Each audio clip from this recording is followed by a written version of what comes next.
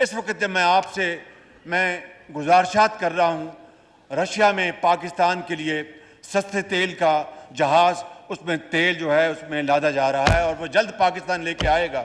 मुझे बताइए कि इम्पोर्टेड हुकूमत होती तो रूस हमें तेल देता? जनाब स्पीकर, ये हैं वो साजिश, बदतरीन साजिश जो पाकिस्तान के खिलाफ की गई। और जनाब स्पीकर, मैं आपको ये कहना चाहता हूँ कि अब साजिश किस तरह सामने आ रही है।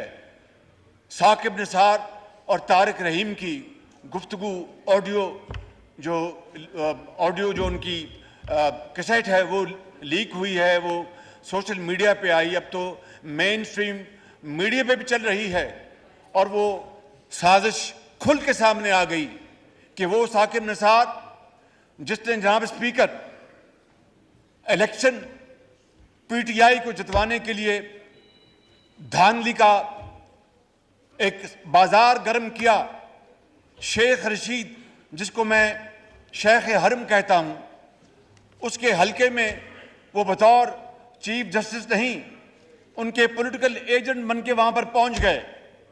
वो साकिब निसार जनाब स्पीकर जिसने पाकिस्तान के अंदर अस्पतालों का निज़ाम तबाह कर दिया, वो साकिब निसार जनाब स्पीकर जिसने 2.5 साल दिन रात सुओ मोटो लेकर इस कौम का हुलिया बिगाड़ दिया, वो साकिब निसार जिसने PKLI में अपने भाई को भर्ती कराने के लिए उसका बेड़ा गर्क कर दिया और वो सैकड़ों मरीज जो कि जिनके गुर्दे की पेवंदकारी होनी थी, जनाब स्पीकर, वो मौत के मुंह में चले गए। जनाब स्पीकर, आप अंदाजा फरमाएं कि 20 अरब रुपए से वो अस्पताल बना। कभी वो KP जाते थे और कभी किसी किचन में जाकर वो बर्तन देखते थे, हफ्ते और इतवार को वो अपनी अदालतें लगाते थे।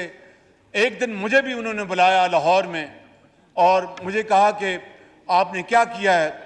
मैंने कहा जनाब हमने बिजली के कारखानों को बिजली नजर नहीं आ रही, तो मैंने कहा आप ऐसे ही ठंडे कमरे में बैठे हुए हैं, वो गर्मियों के दिन थे, मैंने कहा आप ठंडे कमरे में बैठे हैं, ऐसे तो नहीं बैठे हुए आप, ये एयर कंडीशनर चल रहे हैं, बिजली से चल रहे हैं। जनाब स्पीकर, ये है वो सूरत घड़ी। और आज वो साकिब निसार जिनका किरदार पूरी कौम के सामने आ गया है, वो कह रहे हैं तारिक रहीम को, हाय साहब वो देख लेना, वो फलाने ਨੂੰ वकील कर लो, तो हाँ जी हो रहा है जी, बिल्कुल हो रहा है, ए जरा 2010 का फैसला पढ़ लो, उसके बाद इन्होंने कोई रास्ता नहीं मिलता इन्होंने। जनाब स्पीकर, ये अब इसके बाद कोई शक रह गया है कि ये साजिश मेरे खिलाफ, ये इस हुकूमत के खिलाफ नहीं है, ये इस ऐवान के खिलाफ नहीं है, ये पाकिस्तान के खिलाफ साजिश है। और आज पार्लिमान के फैसलों को जनाब स्पीकर चैलेंज किया जा रहा है। मुझे इस पार्लिमान ने मुंतखब किया है बतौर वजीर आज़म।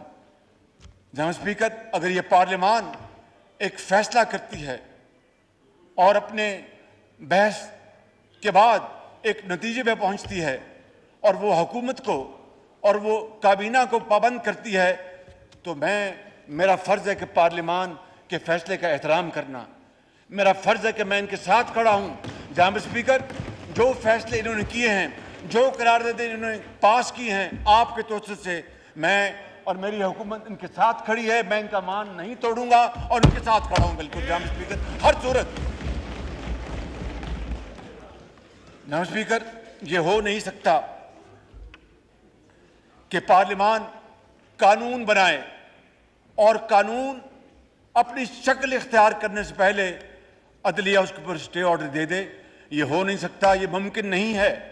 जनाब स्पीकर, ये हो नहीं सकता कि पार्लिमान आइन बनाए। 73 के आइन के हवाले से अभी हमने सेलिब्रेशंस पिछले हफ्तों हमने और उनकी खुशियां मनाई कि किस तरीके से हमारे बड़ों ने मिलकर वो एक आइन बनाया। और जनाब स्पीकर, आइन को बनाना, आइन में तरमीम करना, ये पार्लिमान का इख्तियार है। अदलिया को आइन रीराइट करने का कोई इख्तियार नहीं, ये हो नहीं सकता। आज ये है वो कानून की खिलाफ वर्जी और आइन की खिलाफ वर्जी जो हो रही है।